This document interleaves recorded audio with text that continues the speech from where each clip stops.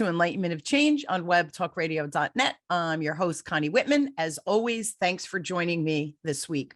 And I hope as you listen to the show, you feel my passion that I understand change is hard. And whatever that means to you, wherever you are in life, whether you've chosen the change or the change has been thrust upon you, I really hope that the show, my guests, our topics that we talk about help you navigate that change in real time in your real life.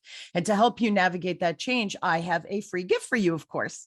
So if you go to the show notes, my free communication style assessment, you get 2 reports, one spotlighting your natural communication superpowers, which is kind of important to understand. It's how people are receiving your messages. The flip side, we have blind spots. So your lowest score, you will receive a secondary report, which will spotlight that blind spot or the style that's just the most difficult for you to communicate with because you're wired differently. Your brain is literally wired differently than the other, that lowest style. So that report, I think, is kind of important. So again, the link is in the show notes. Take it, enjoy it, use it. I think you will find it extremely valuable as you navigate the change in your life. Now, my motivational quote today to set the stage for the topic is by Margaret Mead. And Margaret says, "Children must be taught how to think, not what to think." This quote really, it struck a nerve with me. And I just thought it was perfect for the conversation I'm going to have with my guest. Now, my perception of what's happening in academia, I think it's kind of sad, right? My kids are older now. So I've been through the whole, kindergarten all the way through the college level. Now, I have friends and I have family members who were teachers and they've chosen to leave their teaching career earlier than they really had anticipated doing so. And my friends and family also have kids still in that academic range from kindergarten to college. And I keep hearing how miserable their kids are. And the parents' frustration, feeling that the kids aren't learning whether it's what we think they should be learning or not. So I see so many of my friends, they're just at their wits' ends. And I'm not a teacher, so I don't even know how to respond. Well, of course, today I do have someone who's a professional who's going to answer all these questions, and hopefully the angst that teachers are facing and or parents are facing and even kids are facing. I hope today's conversation helps with that. So my guest is, let me get to my notes, is Kristy Boyd Johnson. She is a 30-year veteran teacher, and she has extensive and varied teaching background. Besides teaching within the school system, she's also tutored kids with learning differences, advocated for them, and homeschooled both individuals and groups. Now, as it's been for many teachers on the front lines, being part of the school system was an ordeal for Kristy. By witnessing both the successes and failures, she held a vision for a paradigm shift that will benefit the students, parents, and teachers everywhere. It's called Barefoot. Her company is called Barefoot Learning Club. It is a unique and wonderful opportunity to change the course of educating our children in a way that teaches them how to learn rather than what to learn. So again, you see my quote was just so impactful for today's conversation. Kristy, thank you so much for being on. And this is an important conversation. Thank you. I think so too. It's about our children, and education is a big topic for, especially now. It is. And COVID, right or wrong, whatever perspective is, but I think COVID, I know as a business owner, and I teach, right? That's what I do. I just happen to teach in businesses or corporations. But that shift after COVID, my business had to change or I wasn't going to survive. So why wouldn't it affect teaching and so many other industries? So I think that this is a very timely conversation because now I think post-COVID, right, we're about 3 years past the initial, scare of it. But things have changed. The snow globe is still a little shaken there. So this is just, again, a timely conversation. So my first question, Kristy, is how is educating failing our kids? Because you're an academic, right? You're a teacher. Why and how do you think that we're failing them? Oh. It's a big one, right? It's a big one. The whole design of the education system is a response to the industrial age. It's from way back, and it's all about, fitting kids into a time schedule and then bringing them up in a way that programs them or readies them, as they say, for work in factories and later offices. And I call it the sit down, shut up, and do what you're told model of teaching. That's my personal low opinion of it. The problem is that the things that they perpetuate as education don't do anything for the kids. Even reading in the 90s, they implemented a program called Whole Language. And I watched all these kids just fail across the board because it's basically look at the words and guess. They took away all phonics. They took away all the foundation of it. And then now it's coming back, but now it's 30 years later, and it's coming back. And that's because of the failure. But in the meantime, we've raised a generation that doesn't really read. Well, what's the purpose? I mean, the politics of creating a society of illiteracy is a whole separate issue. But in terms of humanity of our children, if you can't read, you're going to lack the ability to do have a good job, make a lot of money. And the math part of it is all about money. They don't teach money at all in school. And I'm always like, well, what's the point in doing algebra if they can't manage their money, if they don't understand what it means to use a credit card? A credit card is not free money, but who teaches them that? So I'm a big advocate for let's get real. Let's get real here. And reading is the absolute number one foundation, because there's nothing more important than reading. You can't do anything else unless you can read. And it's interesting. It's interesting because we have to read labels if we're cooking, right? You have to read labels if you're taking medication, so we know what the dosage is, right? So we have to know what we're reading. So I agree 100%. I want to comment on the math and the financial, right? Because my background is finance. So I have a niece, she's an audiologist, right? So this doctor. And we went for her wedding dress, and I was invited. So I was very excited because I have 2 boys. So to be included in that was like, yeah, count me in, right? I'm coming. But anyway, afterwards we drove together and we came back. And so she came back to my house, and I said, why don't you call John, is her fiance. So why don't you call John, have him come over, we'll get a pizza, and we can hang out a little bit. She's like, oh yeah, that'd be fun. So as we're driving though, we're talking about money and different things. And so I said, oh, you're getting married. And she said, yeah, we have life insurance, which somehow we got on life insurance. And I said, oh, good for you. Do you know if it's term or whole life? Because you're young, you want to get the whole life or some type of variable life. I don't know. So she goes, it's in the safe in the apartment. So I said, all right, when we get home, let's ask John, let him bring it so I can look at it and I'll tell you what you have, right? I'll educate you. She goes, oh, that'd be great, Aunt Con, thanks. So as we continue our conversation, I said, they're saving for a wedding, they're saving for a house, right? All these things. And so I started talking about mutual funds and different things. And she's like, I said, are you putting money into retirement? Do you know what percentage I am? I don't know. I'm like, is it a Roth IRA or are you doing? And she goes, oh, I don't know. So I said to her, oh, okay, we got to talk. Like, you guys, this is important. You're young. You want to start to build that foundation because compounding interest is in your favor, right? So anyway, went through and educated her, and her fiance comes over.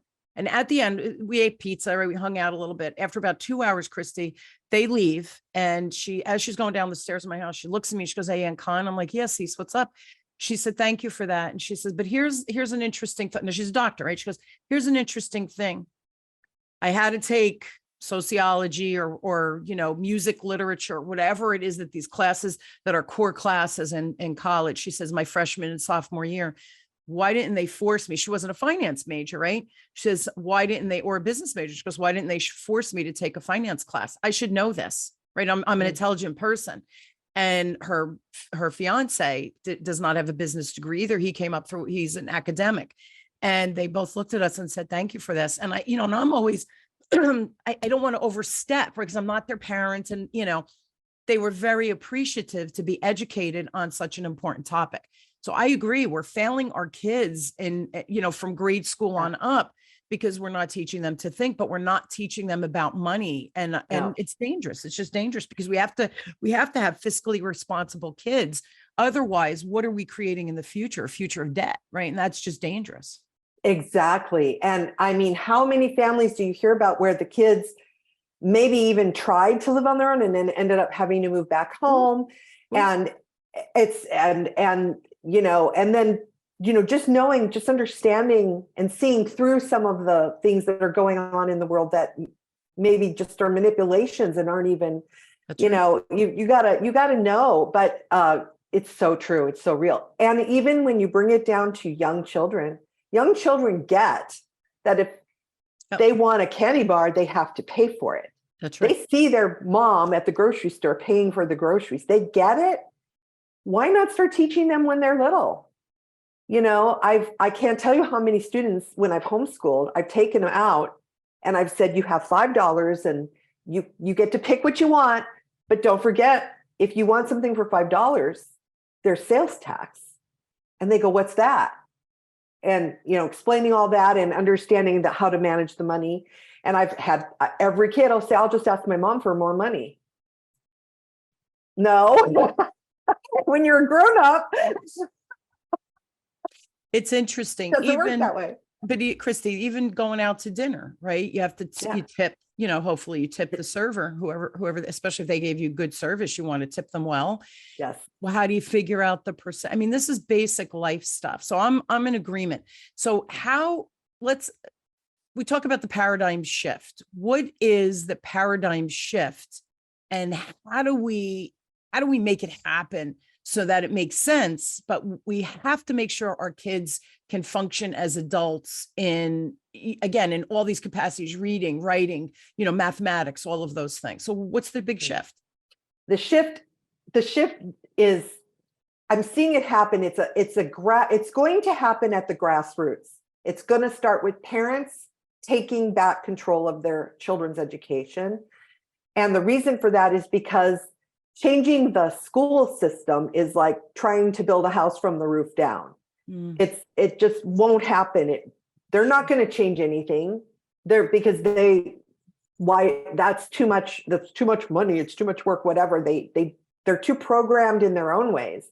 But parents are coming back. And actually, I think the whole COVID nonsense really shifted parents into realizing how bad the school system is and how the kids coming home crying is real. They're in real pain for a lot of reasons. From everything from, feeling like they can't perform academically to bullying to fear of things happening at the school, everything that these kids are enduring. But the paradigm shift is parents realizing they can take control back. There's a fear of homeschooling children, and the fear is, I don't know how to teach reading. And that's valid because, teaching reading is a learned skill. That's something. And what's funny about that for me personally is that I didn't learn it from doing my schooling, from doing my master's degree, from doing all the professional developments I did. I learned it because I went out and sought out programs that actually taught kids how to read, because I was like, I'm working with kids who have dyslexia and ADD and any number of other learning difference out there, and they're not getting it. I have to find something, and I did it on my own. I found things that work and started learning the neurology behind it and the kids started to blossom. Every Friday, it seemed like, maybe not every, but it seemed like every Friday at 4:00, I got called into the principal's office and had my hand slapped for not following the approved curriculum. But I'm like, I don't care. My kids are learning. They're reading. They're advancing. They're feeling that joy that I can do it. I get it. And that is the only thing that mattered to me. I don't care about politics and I don't care about the school system. I care about the kids. And so the parents now are realizing we are the ones, and we're banding together with other teachers like me, because there are a lot of us. Yes. Other educators. I have lots of friends who are I have one who specifically does math, and we're all of the same opinion that it's about them. We have to raise a generation that then can come back to their next generation and they know how to teach this stuff. Yeah. And then it becomes a snowball, that a positive change snowball, instead of falling into the negative cycle and expecting someone else to fix it for you, because it's not going to happen. Yeah. And that's why we're seeing teachers, like, first time, I think, since I started my career 40 years ago, like, teaching jobs were hard to come by. And, you really had to just hit it right where someone was retiring, and, you really had to be very proactive. Now, teaching jobs are abundant all of a sudden after 4 decades of not, because teachers said, I just can't do this anymore, and left early. And I know I have a lot of friends who are teachers, and they opted to retire early or take a package if that was offered, whatever, where they've walked away. And that's so sad, because if you still have that passion to teach, then I think that's sad that you've been forced, or through whatever, through the situation, to say, you know what, I just don't want to do this anymore. I don't like what's happening, or whatever. So should parents be worried about this, Kristy? Well, yeah, because what happens is, this actually did happen here. They created here, currently live in Southern California. But you can see by my background that we're packing and moving.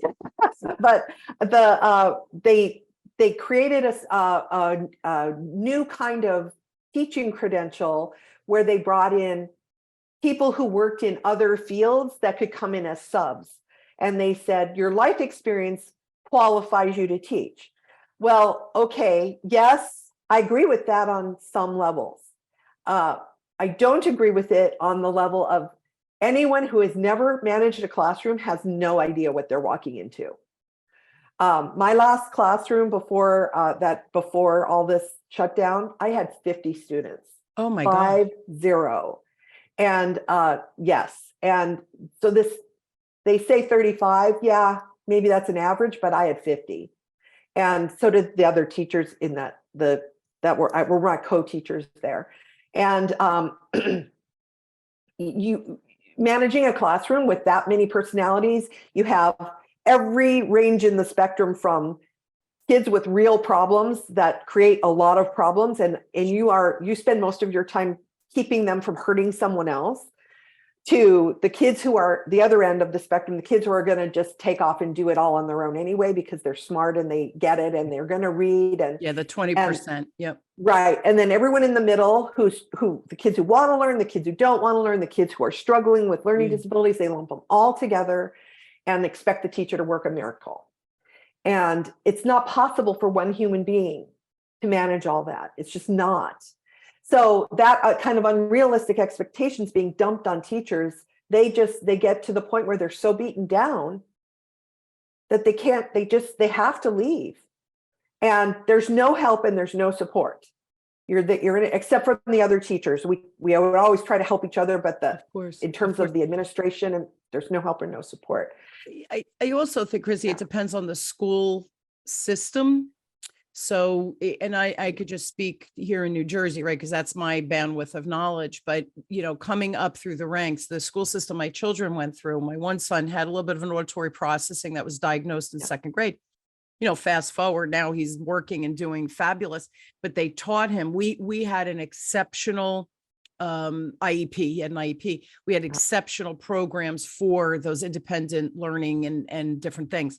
Yeah. So my teachers with my kids gave them what they needed, but we were in an exceptional school district. So it's funny because my kids played hockey, and you talk to other parents and they'd be like, wait, what did your school do? And that wasn't mirrored across New Jersey either. So it's fascinating. The other thing, and I don't know about the other states again, but my cousin, he was an executive with, I think it was JP Morgan. And, financially he wanted to achieve X. And when he did, his passion really was to teach. So he said, I can retire early, but then I'm going to teach for 15 years or whatever. But in New Jersey, you have to get certified. So there's a whole program that he had to go through and take a test before they would allow him to even apply as a teacher. So I don't know if that's something that happens across the country either, but I know in New Jersey that he had to get almost, I'm going to say licensed. I don't know if that's the right word, but he had to get licensed. Yeah. In New Jersey. Yeah. Right. Every state has its own credentialing procedure. A teaching credential is a teaching license. They all have their own procedure. And any teacher who moves to another state has to go through that state. Yes.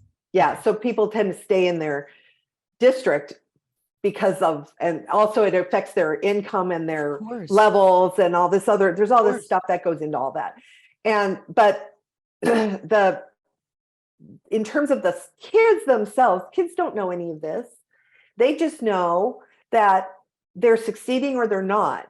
Yeah. They just know how they feel. They know that, oh, that person next to me can read this book and I can't, or, so I must be a failure.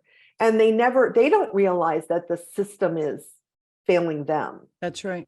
I sat when I at one point I was working as a resource teacher, and I preferred it when I had my own class where my kids came to me and I could run it the way I wanted, because then I could make sure that they were all individually moving along.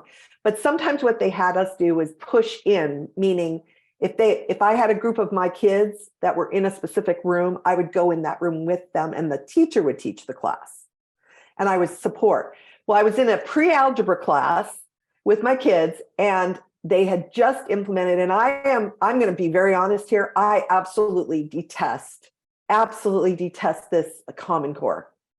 I think it is a dismal failure. And I watched this teacher draw. Now, these are pre-algebra kids. They've never had algebra or geometry yet. She drew a square with a circle inscribed in it, and then put the radius of the circle and asked them to tell her how long the side of the square was. Well, that's a very simple geometry problem if you've had geometry.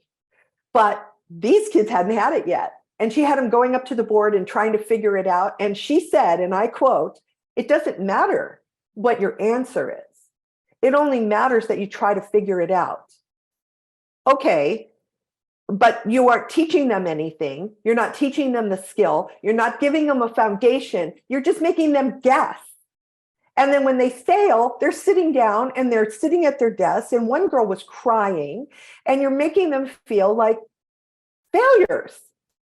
Because you're asking because the teacher's the authority. She's asking or he's asking a question, and the kid thinks, well, I should know the answer to this. Yes. And if I don't, how do I not know that? She asked me, I should have known that. Right. Is that right? But the fact that they have not been yet taught that is irrelevant. And I object to that. So what I did is, with my group, my little resource group, I said, you guys, this is how you do it. And I explained it to them. And you know what those kids did? They went around to all their friends and taught them how to do it, because they wanted their friends to succeed. Of course. And that for me was like, these kids are awesome. This is not about, I hate math. This is about, they don't understand it. You have to teach them a right way to do it. And by the way, the answer does matter when they get a test. That's right. That's right. Come on. Can I tell you, it's scary. And it was like, my kids were coming up, they playing soccer or whatever, or even hockey, and everybody got an award, right? At the end, even if they lost. And we'd get in the car and my kid, I'd say, oh, it's nice. You got an award, whatever, right? Trying to be supportive. And they'd go, we lost. And I'd go, yeah, you did. I'm not lying to you. You did. And they said, so this is a stupid trophy or award or whatever it is, because Mom, we lost, and we lost badly. So here was my response always in the car. I go, okay, was there anything you could have done differently? Oh, I could have ran faster. I could have done this. Next time, do that. And if every one of your teammates does the same thing, where you identify what you could do better, because that's all you could control, right? Is you. The team might do better next time. Yeah, Mom, that's a good idea, but we lost. So even though we're telling people, it doesn't matter these kids know whether they win or lose, they get it right or wrong. Kids know they're they're really smart. And I laugh because I used to say my kids are smarter than me, as they were growing up. But that to me is sad, because I know that my kids were sensitive with learning. And Yeah. if they didn't get something, they would come home and say, Mom, I think I'm stupid. All the other kids got it. And I said, no, you just didn't get this concept. That doesn't mean you're stupid. Let's Yeah. work on it. We can work on this, right? Or we can ask the teacher, or I can hire a tutor, whatever was needed for them. So here's, Kristy, this is important, but how can parents shift into thinking differently about because right, we got to be selfish. It's about my kid. It should be about my kid, right? I don't have to, because you live your life, you raise your kids the way you want. I don't tell people how to parent because I think that's not cool. And it's none of my business. But how can we help parents shift so that they can really understand who their kid is, and how do they figure out what to teach them or teach them differently? Because we do have to teach our kids to think, not just to regurgitate information, right? Yes. Well, so because children, they do have developmental levels. And when you're starting kids out at 4 or 5, right at that beginning stage, the most essential thing that they have to learn is the reading. And I put writing together with that because reading is taking in the information and writing is bringing it back out. Except my thing is that you process, and then I want to hear original thought. I don't want you to just tell me what I just told you. I want you to, and then the math is at that age are the 4, up until about 8 is the 4 adding, subtracting, multiplying, dividing. You have to make that, you have to give them a foundation, because if without that, they aren't going to get to the point of understanding money. They're not going to get to the point of understanding fractions, which, by the way, a real fun way to teach fractions is to cook with them.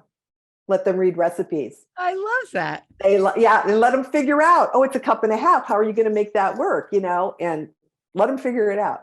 And they love it. It's fun for them. But without the foundational skill, it's like saying, well, okay, my baby is 3 months old and I expect him to get up and run around. No. They're not there yet.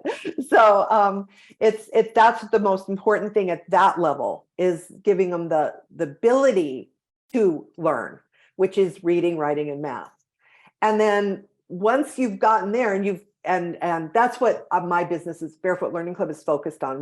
Because I am a big advocate for reading, and I get a reading like the first week. So, but then once they get to about 8 years old, let me back up for 1 second. Together with that, it's not sitting at a table for 7 hours a day and filling out worksheets. That does not work. It is not education, and it doesn't work. Kids get frustrated, they get bored, and they don't care. It has to be a balance of physical activity, play. When I teach a concept, I spend no more than 15 minutes on it, and it's that one tiny thing. Yes. And then let's go outside. Let's jump on the trampoline. Let's ride your bike. If it's raining, let's go up and down the stairs. So it doesn't matter what you play. It doesn't matter. You let them play because they're children. And they will come back and go, I was thinking about what you said, and come up with something, and you'll just be floored at the things, how they're putting it together. And then the next time they go to read something, you'll see little jumps, and you'll sit there going, oh my, look at that. They're learning, they're getting it. And they start asking questions. And that means they're engaged, and they're interested, and they're having that fun and joy that should come with it. Because you know what? You're never too old to learn something new. That's right. You can, if you've never played the piano, there's nothing stopping you from sitting down and learning how to play the piano. But it has to be fun.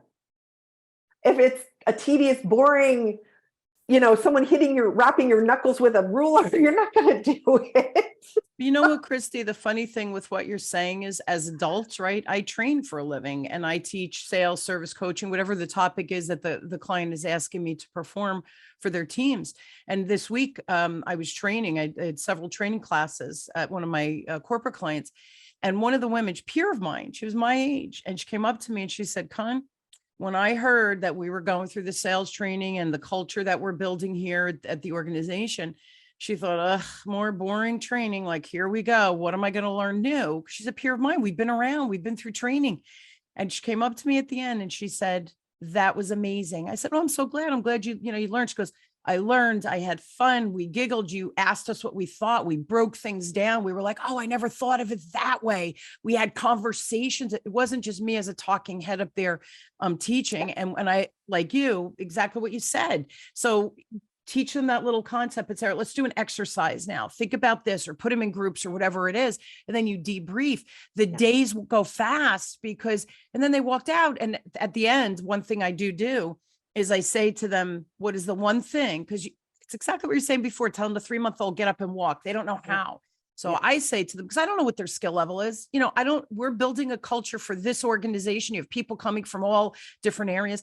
So then I tell them, what is the one thing that you will commit to doing for the next 30 days? That one little thing, that's all I'm asking you to do. Because if I say everything we went over in this manual, I've just set you up for failure. It's the same thing we're doing with kids. So if we could break things down, make it fun, make it engaging, make them think about why they're answering the way they're doing, not just vomiting information back to us. So whether we're a kid or an adult, learning is learning. The brain is the brain. And I just think it's really important that we acknowledge that. We're out of time. But the other thing you said, Kristy, which I thought was super important, is that you do a lot with the neurology, with the brain, and understanding that beyond just the teaching. And I think we have to start to include developmentally, a child developmentally. You can't teach physics, right, to a child that doesn't even know what science is or math is or all these other things. So we keep putting the cart, and I think we do this as humans. And I don't know that we do it on purpose or to be mean or hurt anyone, but we constantly put that cart before the horse, and it's just very dangerous. So you're an alternative, I think, to help people or parents or pods of teacher that might want to come together, or groups of kids that want to come together. The parents don't necessarily want to homeschool. So hire someone like you, right? Bring them in, bring that group together. And now you have the same age or whatever, but now you can take control of, there's options. I guess that's the bottom line, right, Kristy? There's options. Yes, there are options. And, there are lots and lots of homeschool curriculums out there, but I would caution parents that if it's just a bunch of worksheets, it's not going to work. The kids they'll find a way to not do it because it's boring. It has to be fun. And the thing is that if it's fun for the kids, it can be fun for the parents too. Yeah. Well, so why not have fun? Why not enjoy it? I love the idea of the baking with the kids and let them do in the measuring. I think that's, teach them the concept and then apply it. I think that's important. If you're teaching them centrifugal force on their bicycle, what does that mean when you turn this way? See how your body leans. Showing versus telling is very impactful for learning. I don't care what age we are. When I teach coaching, I say, you tell I've told them a million times, they're not getting it. How about showing them? And that's when we have that's what you've been saying you want me to do, right? Showing and telling are two very different things. Everyone, if you have a question, this is such an important topic, please reach out to Kristy. Her email is info@barefootlearningclub.com. Website, go, tremendous amount of information. If you want to join her membership, there's links for that. It's barefootlearningclub.com. And Kristy, you have a free gift for everyone that will be in the link. It's not going to be as smooth as barefootlearningclub.com. So I put that in the show notes, but can you tell what the free gift is? Because this is amazing. Yes, I created a planner for homeschooling parents. So literally they can just download it and print it out. And then every day they put in what they did, keep it in a binder. At the end of the school year, save it, one per child, because you don't want to mix up the children. And then if the state ever comes back and says, well, what did you do in your homeschool? You say, here. So it's no extra work because you've already got it all down. And I also teach people how to incorporate real life activities into their homeschooling. I love it. And think about if I have 3 kids and I do this for each age, the older one, I could reuse that format right? I'm almost building the curriculum to teach. And then it's easy to go in and modify with a new exercise if there's new technology, but the basic structure of what they need to learn that year, whatever that academic year is kind of there. And then you could go in and tweak it. So that's a beautiful tool that could be a great resource, again, to bring a team of kids together and create that curriculum for each of the children. And then I think also what I like about that, again, I'm all about not cookie cutter personalizing. So I know that's hard for our school systems to do, right? Yeah. Unless they've been identified for a 504 and IEP. But for what you're describing, also, if I have different kids, because boys and girls are different. So maybe I have the boys do a more physical activity where I have the girls do, something else. But again, it's the same core knowledge. We can have different activities built in, depending on what the skill level. If someone is dyslexic or has auditory processing or one other, we can, again, manipulate the curriculum as a curriculum, but now we can create win-win situations where these kids can have these activities that they actually get to execute, have fun with, and think, oh my gosh, I just learned that. That's exciting. And that builds confidence. And I think that's another piece of the puzzle. We have to make sure our children are confident. Otherwise, we have depression and all these other things that now I think we're seeing with our children. The depression is getting younger and younger. It's all of this ripple effect. And here's the thing, there's no criticism. There's no judgment on this. It is what it is. As a parent, they're your kids. I think this is an opportunity to just look from a different perspective, whether you agree with our conversation today. If you're a teacher and you disagree, that's okay. It's just shifting the paradigm of thinking and creating more talking points so that it's even teachers could say, oh, I love that idea. I can, maybe talk about baking a cake in class or whatever. So I just hope that our conversation today, Kristy and I, just helped you expand that there's options and that we don't have to do it the way it's always been done necessarily. We can change things that are broken. We just have to be willing to put the effort and time in. And I think if it's worth it, it's worth putting the time in, right?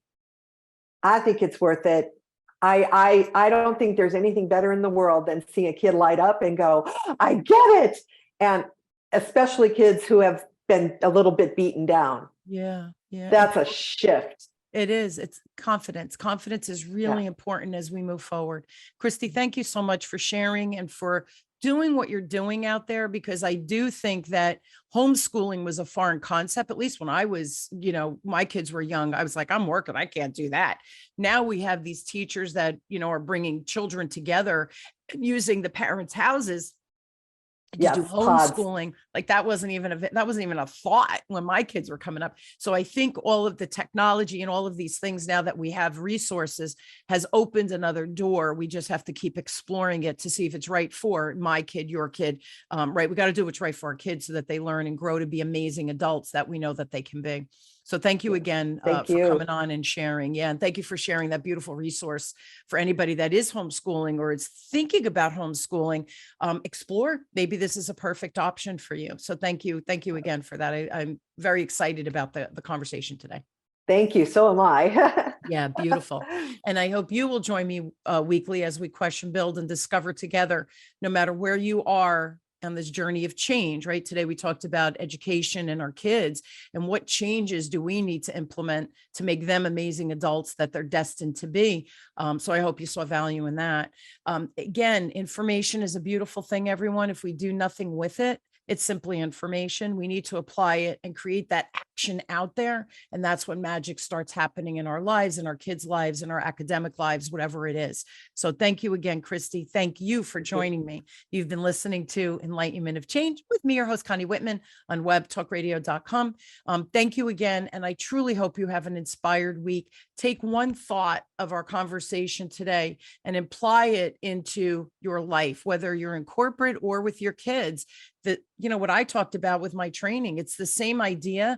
We have to empower our employees. We have to empower our kids. We have to empower ourselves to live our best life. And here's just another example of how to do that. So I hope you enjoyed the show. I'll see you all next week. I love that you follow me. I love that you listen, and just have an amazing one, everyone. I'll see you then. Thanks a million.